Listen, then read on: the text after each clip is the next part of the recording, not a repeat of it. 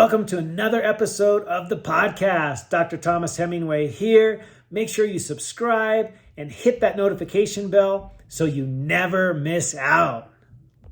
We're going to get into it. Dr. Thomas Hemingway here, super pumped. The topic is literally a couple just phenomenal, simple, very, very simple things that we can do that will really move the needle in the busy life of you and I. We all lead really busy lives whether it be super busy with our professional career or as a parent, we might have a bunch of little kids. We might do both. We might have a busy home life with wife and kids or spouse and kids, what have you, as well as a busy career, busy volunteer activities, church groups, whatever it may be that's occupying a ton of our energy, our time, and we just don't have a lot left in the tank, and we're like struggling, going, oh my gosh, like there's all this amazing high quality health information out there. I'm finding it, but I just can't figure out how to apply it to my life in a way that's doable. And so we're going to jump into a couple of simple things. I'm going to put it sort of within a very simple framework. And if those of you have been watching for a while, you know that I recently wrote a book. It's going to be out in August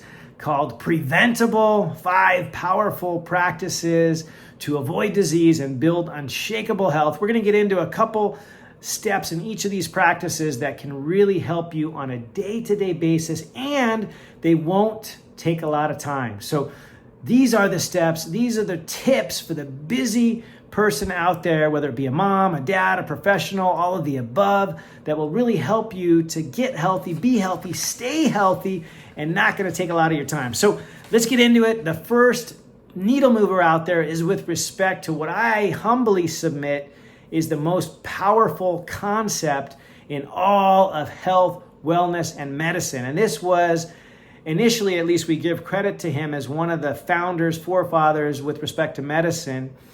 None other than Hippocrates said, let food be thy medicine and medicine be thy food. And really, this is always where I start with all health counsel, advice, tips, is with what lies at the end of your fork, because the quality of your food, of what you ingest each and every day, can either be the very best medicine ever, or it can be a slow poison. And you get to decide. Like, this is something you get to decide at least a couple of times a day, most of us 3 or more times a day, whether it be in a meal, a snack, or what have you. We get the opportunity to make the best health decision ever, or maybe it's not such a great health decision. But I'm going to empower you with a couple of quick, simple principles and tools that'll really help you. And first and foremost is just start with real food. Real food. I'm on a real food diet, guys. I don't want fake food. I don't want processed food. I don't want the 3 Bs. I don't want the bag, the box, the barcode. I want real food that I can recognize with 1 ingredient, or maybe if it's packaged, 5 ingredients or less that I can understand. I know what they are. It doesn't sound like a chemistry lab. And I use this mantra, real food first, for not only my basic principles of health, but also to get us through the day. Like, I gave this talk this morning to a group of highly trained professional realtors who you and I know they are on the go. They are like living out of their vehicle. They're going to one showing and then the next one, and they're up late and they're up in the wee hours getting ready with the comps for the next day and all this stuff. They're super busy professionals, and often, like you and I, when we get busy, some of the other stuff goes south. We stop paying attention to what we put at the end of our fork or in our mouth. And so one of the key concepts for all health, for all professionals, for all busy people, is to start with real food. So real food and hydration are so critical, because our body, as we know, throughout the day, sometimes will send us a cue, a signal that, hey, I think I'm hungry. I need to have a quick snack right now. And it may just be a cross signal in that little part of the brain called the hypothalamus that actually is telling us we're thirsty. So whenever you have a little hunger feeling throughout the day, the first thing you should reach for your bottle of water. Stay hydrated, not only for its significant benefits to our brain, our mind, our body, our soul, our musculature. All things in the body work better if we're fully hydrated. Our body, the overwhelming part of it, right, depending on which part of the cell we're talking about, intracellular, extracellular, what have you, between 60 and 80% water, depending on what part of the body we speak of. We are mostly water. And so if we get dehydrated, even as little as 1 or 2% dehydrated, we can notice a significant drop in our abilities, both mentally, intellectually, as well as if we're an athlete and we're getting dehydrated, we start to cramp up, we start to not have optimal performance. So hydration is so critical. It goes hand in hand with real, whole, quality foods. And so I'm going to share with you a couple of tips I shared with this group this morning that helped me get through each and every day. And one of the most important is to never get into what I call a food emergency. This is when we're running ragged, we're busy, we're skipping meals, and then all of a sudden we're like, oh my gosh, I'm so hungry, crap. And there's nothing quick other than what's available in a drive-through, right? Never get to that point. Never get to that point. Always keep with you food and hydration that's of high quality. So I'm going to share with you a couple of quick go-tos that I have. One is this 100% grass-fed beef stick. Now, I'm not getting sponsored by Paleo Valley here. I don't get paid for them, nothing like that, but I love their beef sticks and other quality grass-fed and finished beef sticks that are out there. This isn't the only one I buy, but it happens to be the one that I had in my backpack that I reached into right before recording this because I wanted to give you an example. So these Paleo Valley beef sticks are 100% grass-fed beef, high quality. They're even a little bit fermented, so you get some probiotics in there. It's really a cool product. They're great. My go-to besides the beef stick is nuts. Okay, this happens to be cashews. Okay, this particular one I had to be careful with because often in that brand they often roast them, and this one was unroasted. This was raw. It was just cashews and salt were the only two ingredients. My personal favorite is the macadamia nut and salt. Those two ingredients, nothing else, not roasted in any kind of oil, and tons of nuts out there, including that dang brand called Just Nuts or nuts.com that you can get on the airplane flying wherever you're at. Those literally are roasted in the worst possible thing, the seed oils, soybean oil, sunflower oil, safflower, canola oil, cottonseed oil, corn oil, rice bran oil, grapeseed oil. These are the bad, toxic, super inflammatory seed oils, and so many of those nuts that are out there available to us as snacks are roasted in this horrific oil that is already rancid. You can't necessarily tell it because they bleach it, they deodorize it, they take all the smell and flavor out of it to the point where it's so highly processed that it is already literally rancid when you purchase it. And it's even worse if you use them to cook with. So if you're buying nuts, make sure that they're raw or they only have one ingredient, which is the nut themselves, and maybe salt as the second ingredient. But beware of the roasted nuts out there because most commonly they're roasted in the bad oils, which are the seed oils that we don't want to partake of. So avoid them like the plague. If you don't know about them, you got to check out my podcast on the seed oils. It is eye-opening. You want to steer clear of those. But my go-to snacks are, besides the beef stick, all things nuts. So I love almonds, I love cashews, I love macadamia nuts, as you know, and I put them into a baggie. So if I'm out and about for several hours, I'll typically have something I can reach for so that I don't get into that food emergency where I literally want to eat anything and everything, no matter if it's week-old, month-old processed garbage that might be available at the 7-Eleven. Like, I want to avoid that. So prepare a little tiny bit of planning before you leave for the day with a handful of nuts, with maybe a beef stick, with another one of my favorites is just to have a little bit of protein powder handy, because I can mix, at least the protein powder that I use, 21 grams per protein per serving, and I can either do one serving or two servings depending on if this needs to be just a little snack for me or a meal replacement. I can mix that up with simply water, and actually it tastes amazing. It's super easy. I just bring one of those shaker bottles with me, and I bring water in the shaker bottle, and I have the little metal wire whisk thing that whisks it up, and then I can take either in a plastic baggie, or you can get one of those fancy shaker bottles that literally you screw off the bottom and you put the powder in the bottom, you dump that in, and then you just shake it up and drink it, and you're good to go. Like, this is high quality stuff, especially if you're buying, you're paying attention to the ingredients and the type of protein powder that you have. You can actually reach out to me if you want to know the kind that I use. I use two different types, and they are either 20 or 21 grams of protein per serving. And this is my perfect ideal kind of meal replacement when I'm on the go, when I'm just too busy to stop and cook up a meal for myself. It keeps things simple, and I'm familiar with the quality. So those are my go-to snacks and meal replacements. Is a high quality protein powder.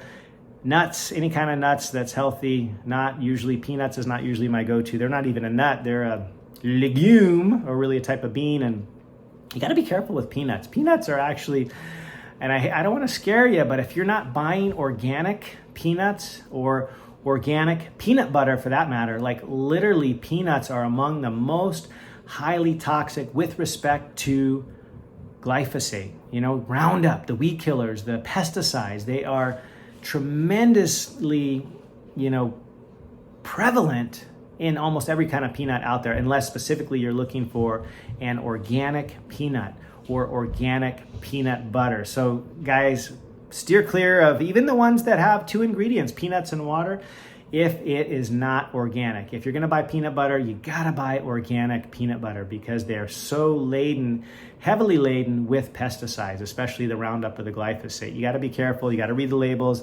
And here's one situation where I super, super, super highly recommend going organic. And I know sometimes we can get away with, buying fruits and vegetables that are not organic, especially fruit if it has a thick skin and we're not eating the skin.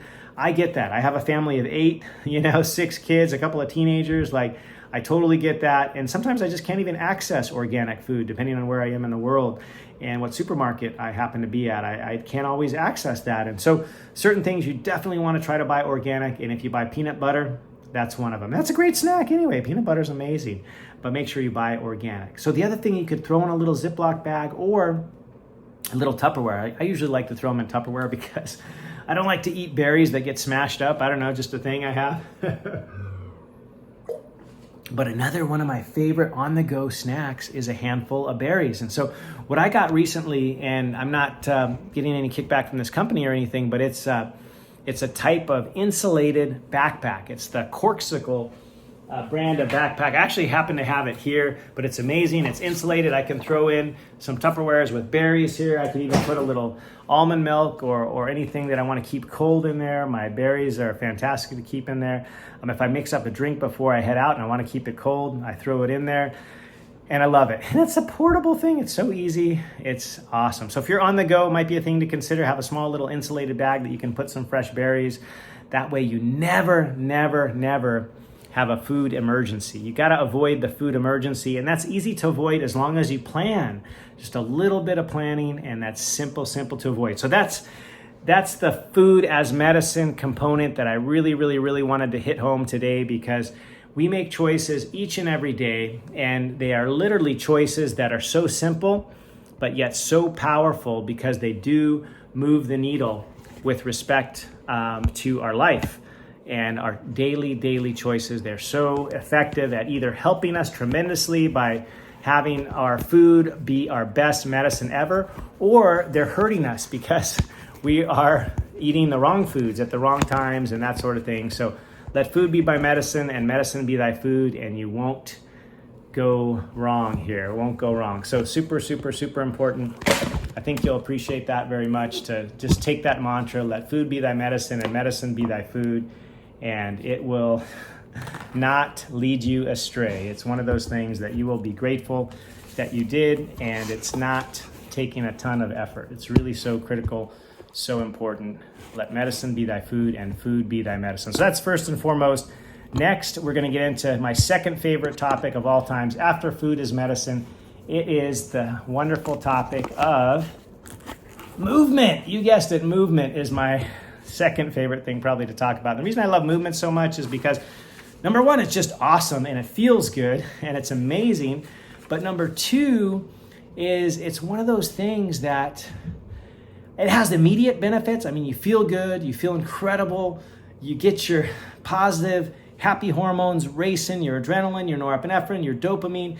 You get immediate satisfaction, and then it has tons, myriad, sundry, too numerous to count benefits in the long term as well. And so what I was recommending to this group of busy realtors is that they just incorporate a simple walking regime into their life. For example, if they were to show up early, which they always do, to a showing of a house, After opening everything up, just go for a quick walk around the perimeter of the property. Just move their body a little bit, kind of get ready, check out everything. That way they're kind of in the know with respect to the property, and they move their body a little bit. And do the same thing afterwards when they lock up. Go for a little walk around the house, the property, or the neighborhood. And this is something that I would incorporate into every busy person's life, is just the simple concept of, say, taking the stairs, right? Going for a brief little walk, whatever that looks like for you, adding a little bit of movement. It doesn't have to be hard into each and every day, whether it be using the stairs at work, doing that 2 to 3 minutes of movement each hour while you're at work, either in your office, or if you're fortunate enough to be able to work at home, do what I do and get yourself a standing desk. Like, here it is, guys. I know this is not rocket science. This is not difficult, but this is just a simple box that I literally put on my desk. I put my laptop on top of it, and all of a sudden I have a standing desk. And if you're watching me on YouTube, or you can see this, you can see that I'm bouncing around. I can easily jump and I can move, and it's so amazing because literally I'm moving my body all throughout the day if I happen to be on calls or interviews or whatever. I also keep, I know it sounds crazy, but I literally keep some dumbbells at the base of my desk, and I pick them up a couple times every hour, and I just move my body a little bit. And if you don't have dumbbells, that's fine too. You can do air squats, you can do burpees, there's so many quick activities that you can do. I mean, my favorite, I know it sounds crazy, it's the plank. I love doing planks, and you can literally do them a minute or 2 minutes at a time, 90 seconds at a time, whatever you can tolerate. Do that a couple times every hour. And if that doesn't invigorate you, like, maybe you're not doing it right, but I mean, the plank is awesome. You don't need any weight. You can do that very simply, very easily. It's incredible, and it's just full of benefits. All right, so just incorporate small little movements into your life, a couple minutes every hour, and you will notice a myriad of benefits. And if you don't have any equipment, it's okay. It's okay, just go for a walk. It's one of my favorite. In fact, there is another quote from Hippocrates about walking and how it's literally just hugely beneficial.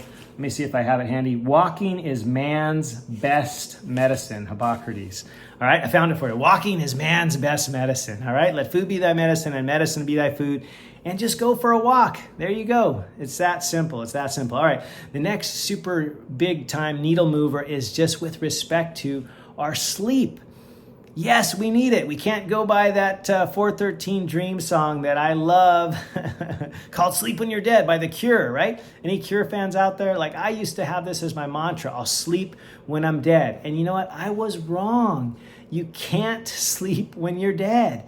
You can't do it. It's not happening. And it's kind of silly to even think that we would be, right? You're not going to be sleeping. I mean, come on. But the notion of not making sleep a priority is a mistake. And I'll be honest, with my medical background and my training, for all of those 12 years I was doing my medical training, literally sleep was viewed as not necessary, as being weak. I mean, if I slept more than 4 hours a night, I was made fun of. I mean, it was crazy. Like, I did my training back in the day where there was no such thing as a work hour limitation. We could work 100, 120, 130 hours per week. There was nobody telling us we couldn't do it. Now, thank goodness, they've lowered that to something around 100 or 90 hours. I forget what it's at these days, but they've taken gradual steps to reduce the work hours and training doctors, which I think is a great thing, because you can't possibly be as alert and sharp as you need to be if you're not sleeping. Trust me, I've been there, done that, and I value my sleep more than anything. And the cool thing about it is it really is pretty simple. There's a couple simple rules. I used to teach what I call the 3-2-1 rule, which I've modified, I'll be honest. Now I just call it the 3-1-1 rule, because I found that the 2-hour mark to eliminate all screens for most people, especially to realtors, it was just too hard. Like 2 hours before bed to stop looking at screens, they just couldn't do it. So then they didn't even focus on trying to do it 1 hour before bed. So now I use the 3-1-1, which is 3 hours before bed, you got to have a food curfew. So don't eat within 3 hours of bedtime. And you'll appreciate this for a lot of benefits. One is just you'll sleep better. It's proven scientific. There's lots of data behind it. You will sleep better if you don't eat within 3 hours of bedtime. If you got to have a sip of water or a sip of tea that doesn't have calories or whatever, that's fine. But hopefully it's something that's not stimulating, right? You don't want to drink a coffee at bedtime. Like, that just doesn't even make sense, right? Why would you do that? Your sleep is going to be fragmented. It's going to be interrupted. It's not going to be awesome. And so at night, 3 hours before bed, food curfew, right? Food curfew. If you can do it 2 hours before bed, turn the screens off. Fantastic. If you still got to be staring into screens, it might be helpful to get some blue light blocking glasses, but I would recommend at least 1 hour before bedtime, stop the screen use. Put the screens down, turn them off, put them away. No TV, no cell phone, no laptop, no iPad, iPod, none of this stuff at least 1 hour before bed, because when your brain is staring at these devices, it's activating this whole surge of dopamine and everything else, and the melatonin is not going up. The melatonin actually helps us get to sleep. That's what we want at night. We want the melatonin to kind of creep up, help us get to sleep and stay asleep. And if we're staring into screens, that ain't happening. They emit the blue light that messes with our suprachiasmatic nucleus. You don't have to remember that, but it messes with that. It's totally jacks up our circadian rhythm. And so if you can, at least 1 hour before bed, put all the screens away. And then the cool thing is you get to use this final hour for all kinds of awesomeness. It can be taking a restful dip in the bath, the hot tub jacuzzi. If I have one available, I always love to do this a little bit before bed. It kind of gets me into that kind of just relaxed mood where I'm ready for bed. And in fact, it's interesting, I rarely go in the hot tub during the day because my kids, they've noticed it. They're like, Dad, it makes me lazy. It makes me just kind of mellows them out. And they don't like to feel lazy. They don't like to feel relaxed. They're like, I just want to do that at night. So we usually jump in the hot tub if we have one available at night, shortly before bed, because that kind of gets us all mellowed out, helps us kind of get into that restful state. So a hot bath, whatever that may be for you, jacuzzi, whatever, as part of your last couple hour routine before bed. I love keeping a gratitude journal, having a few minutes of just thinking, retrospection, mindfulness, meditation, whatever that looks like for you, taking a few minutes to do that before bed. It's a real good segue to kind of get into that state that we want to be in, to be rested. I do this kind of thing. I don't know if you guys have ever heard of that. There was a book written, I can't think of the name of the author, but it was about writers and how writers would do something called like the morning pages, where they would literally, when they wake up in the morning, say they wanted to write, maybe they're writing a book, whatever, they would literally get up, put the pen in their hand and just write. They'd set the timer for maybe 30 minutes and just literally chain of consciousness, if that's what they call it. You writers out there can correct me. Stream of consciousness, maybe. They just literally write anything that comes to their mind for 30 minutes. They just kind of download, sort of brain dump, as you might call it nowadays, all the stuff that comes to mind. Then that helps kind of free them up, kind of clear their mind, so then they can get to their topic, their focus. Well, that's a morning pages activity. I sometimes do that as an evening pages. So I kind of download, mental dump, all the stuff that's running around, the hamsters in my head, so to speak, that are running around at night that don't let me get to sleep. I just dump all that on a journal, and that kind of like helps relax me, kind of get me into that. Okay, I've cleared my mind, I've cleared my head, all that is out. Then I often just pick up an old-fashioned book. I love to page through with actual paper pages. I page through a book because that way I'm not looking at a Kindle or device that's going to emit blue light. And I read a chapter of a book. Right now, I happen to be reading a book that really, I love it. It's totally out of my wheelhouse. It's called, what is it called? Well, I have two of them, but the one I think I'm reading now, I have the first and the second part of the book, but it's about a prayer circle, and it's super interesting. The guy who writes it, he's a really great writer, number one, so it's kind of entertaining, but it's got super heavy foundational kind of principles that you can learn from it. And so it's totally different than, it's not health related. It's not, it's just totally different than what I would normally read, but it really is pleasant to read. It helps me think about my life, my family, my goals. It's a book that I can kind of release a little bit and then just open my mind and heart up to a prayer, whatever that looks like for you, some kind of a meditation where you're allowing yourself to think and to pray and meditate, whatever that looks like for you. It's a great time to do that as at night. It helps ease into the night. and it gets you that phenomenal, restful sleep that you all desire. So I may be going a little bit too long with this, but you get the picture. You pick whatever activity that you like that can get you into that mood to drift on off to sleep, and then try to get at least 7 hours high quality sleep. Maybe it's 8 for you, maybe it's 7.5. Usually somewhere between 7 and 9 works well for most people. I shoot for at least 7. My goal is 8 hours every night, which was certainly not the case 20 years ago. But I was feeling it. My wife will tell you I was a little bit grumpier then. Maybe I didn't smile so much. I wasn't as full of energy. And now I recognize that part of that was I was just sleep deprived for many years. So getting your sleep safeguarded, where you make it a priority, whatever it means for you, take your phone, put the alerts on there so it says, hey, bedtime reminder. Like literally put the phone down, the screen's away, and have that hour of decompression time before you hit the sack. Turn off all the lights. You know, if you got little bright LED lights on your alarm clock or whatever it looks like put some black tape. I use that electrical tape. I tape it over everything, especially if I'm traveling. There's a light on a smoke alarm. Like I'm putting a piece of black tape on that. I like it dark, dark, dark, caveman style, you know, really dark, like a cave, temperature controlled, you know, flick the AC on in the summer if you need to, type of thing. Like, make your bedroom environment a sanctuary, and a cool one at that, right? You want it to be kind of like that cave where it's always within a couple of degrees. Maybe it's 68 to 70, maybe it's 65 to 68, whatever that looks like for you. I think ours is around 68, and it's a nice compromise between my wife and I. So make your sleep sanctuary, quiet, dark, cool, and free of distractions, and use some kind of a routine. So important to use a routine. Okay, sleep. The next superpower that you really have to optimize to not only get through your day in a positive, energetic fashion where you attack your life as the first day of the rest of your life each and every day, and you're happy, you're excited, today is going to be a good day attitude, is with the power of your mind by optimizing your stress. So that's, in any of you guys that have heard my keynote talk where I talk about how to thrive and not simply survive in life, one of the things we mention is stress, because we all have it.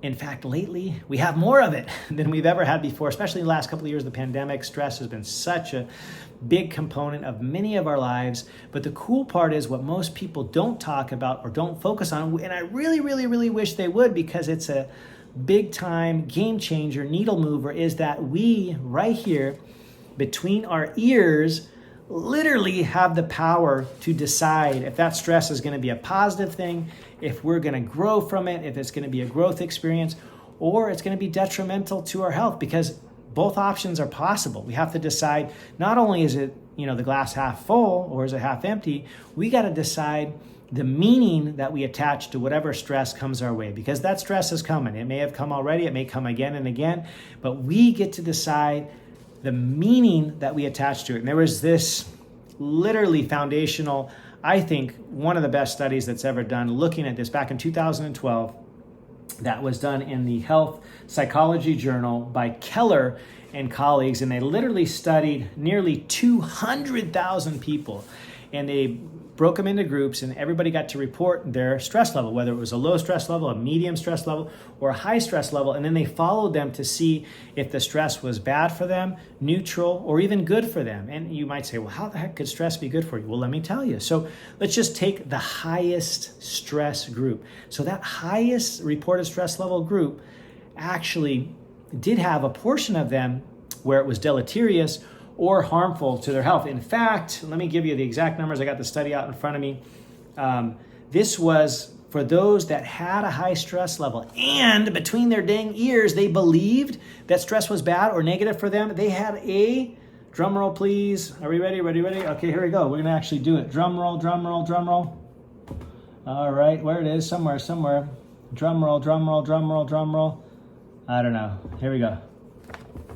So they had a 43% higher chance of increasing in their risk of death from the belief alone that stress was bad for them. Let me read it. 43% increase in their risk of death from the belief alone, because the other part of this group that actually rated their stress as very high, they actually had a protective effect because they believed that the stress was a growth opportunity, that it could be actually something positive. Like in these recent years of the pandemic and everything else, those of us that have pivoted and have used the many and sundry stressful events to actually propel us forward, to move forward with our life. Those of us that have the belief that life happens for us, not to us, right? That we're not just reactionary people. We actually get to decide what course of direction we will take in our life. That belief that these people had of positivity and that they could actually use it as growth promoting, that stress, even if it was a high level, was actually protective. Here's another cool study. I just love it so much. I got to share it with you, from 2019, from the Proceedings of the National Academy of Sciences.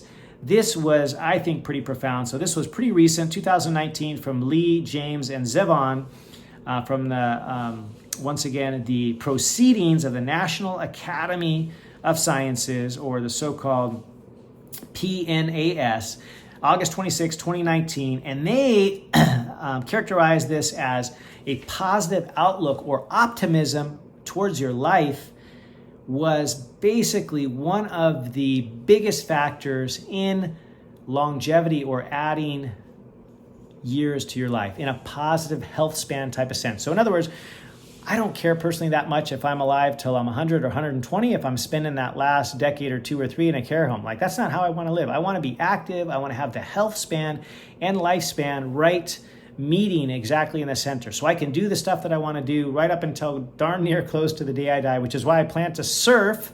Yes, surf, riding waves till I'm at least 100 years old. And my ultimate goal is to do that until I'm 120, not just because it's never been done. It's never actually been done in a centenarian. No 100-year-old surfer that I've ever heard of is still doing that at 100. I'm going to be doing that, and hopefully for another 2 decades, because number one, I love it. It keeps me excited about life. And number two, why not? Like, if we're alive and we're still breathing, I want to be doing stuff. I want to be spending time with my family, my kids, my grandkids, hopefully my great-grandkids.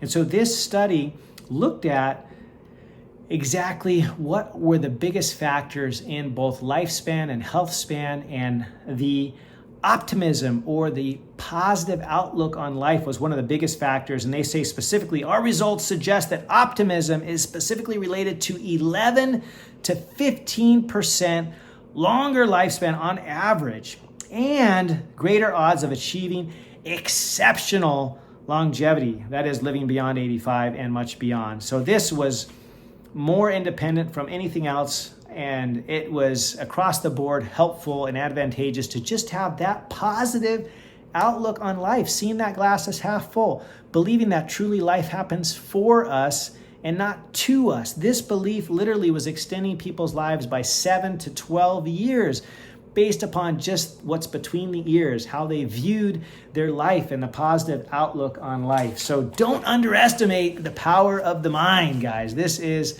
such a phenomenal thing, and I think anybody who has done any look and research in this, that's done the reading, will echo what I'm saying here. It's so powerful and yet so simple. And we get to decide. So one of my favorite things to talk about, the power of the mind.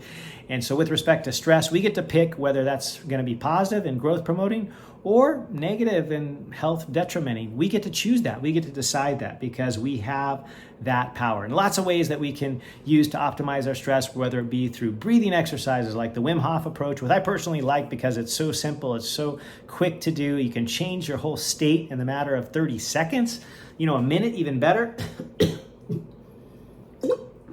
Something so dang simple as breath work, or just getting up and moving your body a little bit, doing what we talk about. Go for a quick walk. And if you can do it outside in nature, oh my gosh, talk about a quick 180, turning around and just changing your whole approach and mindset. A couple of breaths of fresh air outside, maybe with a little bit of sunshine, and then movement. Like, that's like the holy grail of positivity in my mind. And then again, there's so many other facets, right? The quick act of mindfulness or meditation, whatever that looks like for you. Like, the cool thing that I've recently seen in studies is that you don't need the 30 to 60 minute sessions of meditation. If you can do it, fantastic. But remember, this was a talk for the busy person, whether it be a busy professional, a busy mom, a busy dad.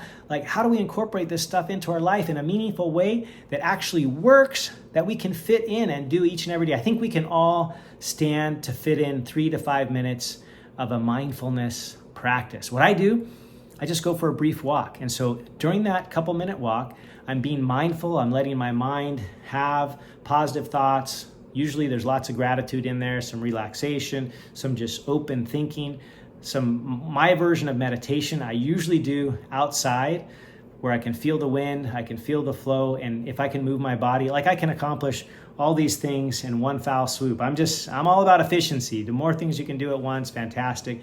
But I'm not opposed to doing a longer meditation, 30 to 60 minutes or even longer is amazing. And I've certainly had amazing benefits when I do that, but I can't do that every single day in the type of life that I lead with 6 kids and multiple businesses, a lot of stuff going on. And so don't not do it because you don't have 30 to 60 minutes. The studies show that as little as 3 to 5 minutes, especially if you can do at least 5 minutes of mindfulness or meditation each and every day, it can be a game changer for you. So it doesn't have to be long. The other things that we know that can help so much with stress is things that are simple, like connection, whether it be with family, a loved one, friend, what have you, or even your dog, your favorite canine or feline friend. You can literally pet your dog or cat, and that positive connection stimulates the release of the hormone called oxytocin. That's kind of like this anti-stress hormone, and you can have tremendous benefit from something so simple as that connection that can occur with your favorite canine, feline friend. Boom, you can boost the oxytocin. It's so tremendous and it's so simple. So that connection is so key and important. And then tons of other stuff we can do, right? Hobbies or interests that we have, whether it be playing a sport, playing an instrument. All of these things are awesome for decreasing stress and for improving our overall mindset and approach. There's laughing, like never let a day go by that you don't laugh. Right now, we're kind of in the middle of summer. We're having movie nights kind of regularly. And almost always, like I would say at least 8 out of 10 times, we're picking a comedy because we just love to laugh our butts off. I mean, it's so much fun. We feel good. We're sharing a fun experience with the family. And there's hardly any therapy better than a simple laughing therapy. They even have laughing yoga nowadays. Like laughing is such an amazing thing to be able to make fun of yourself and just be lighthearted, be able to, share that joy with a family or a friend and connect. Oh my gosh, I can't even speak enough about that. And then just to close here, there's a couple of things we want to try to avoid, right? That are energy sumps that are draining to our bodies. And these are primarily in the forms of substances and drugs that are not good for us, right? I mean, too much alcohol is obviously a big downer. We might think it's going to help and get us to sleep. It'll get you to sleep, but it's going to fragment your sleep. So limiting alcohol and other agents out there, whether they be prescribed or not, trying to limit those kinds of things because they can negatively impact not only your sleep, but your overall long-term wellness in life, things that will zap your energy in the long term. I mean, things that seem so simple, like smoking. We think, oh, it'll give me a little pep me up. It's got some nicotine. Well, in the long term, it actually zaps your energy. Plus, it puts you at risk for so many things that you just don't want. Besides cancer, there's so many other things, heart disease, lots of vascular disease, all these things that put us at risk. Something so simple as stopping smoking can be the biggest game changer. So be careful with substances, especially alcohol, smoking, any drugs, because even if they're prescription, it doesn't mean that they're good for you. It doesn't mean that they're safe. And what I'm not saying is that you should stop all your prescription medication. That's not what I'm saying at all. I'm talking about specifically right now, mood-altering agents that might be able to be avoided with other therapies and modalities. So talk to your doctor if you're on any of these things long-term, how you can maybe incorporate other factors into your life that will help you naturally maybe get off some of these harmful mood-altering agents that are out there that are not good, especially in the long term. And so we don't even have time to get into my favorite topic today, which is gut health and how that can tremendously be positive with respect to our happiness, our brain. I mean, most of us know by now that 90+% of the serotonin or happy hormone that we have in our bodies actually comes from the gut, and this whole brain-gut connection. It's like a super highway of information and hormones and so many things that are just so critical for our happiness, our joy, and our health are located in our gut. So I actually did a podcast earlier on about the gut-brain connection. I've done several on gut health. Go back and rewatch or re-listen to those because so many pearls in there. I just don't even have time to get into it today because I promised I would keep this to under an hour, and we are much less than that, which is awesome. But just remember the simple things, even in a busy life, that can help you in so many ways. We'll quickly review them. And they start with food. Food is our best medicine and most frequent medicine, or it's a slow poison. Hopefully, it's not a poison to us, that it is our best medicine. And we can do that by being prepared, by planning ahead, by avoiding a food emergency, by having healthy snacks available, be it nuts or a beef stick or fruit in a little Ziploc or maybe a plastic Tupperware or some kind of glass. I actually use glass Tupperware, but have it ready at the go. Plenty of hydration, super important. Plan ahead, never get into a food emergency.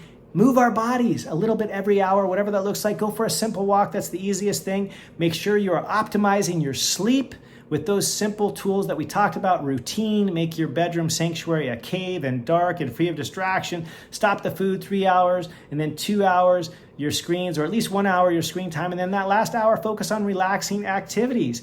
And then optimize your stress with all the cool stuff we talked about, from what exists between our ears to how we view the world, and then all the other awesome techniques like mindfulness, exercise, breathing, nature, and then gut health. We didn't get really deep on because we ran out of time, but we can take a look at those previous episodes because that can be a game changer with respect to our overall health, our mood, and our life. So it's been a pleasure to be with you. Dr. Thomas Hemingway here. I hope you're loving these. If you've had any value from this, please share it, pass it along, drop me a review on Apple or wherever you get your podcasts, and look forward to seeing you in the future. Big aloha.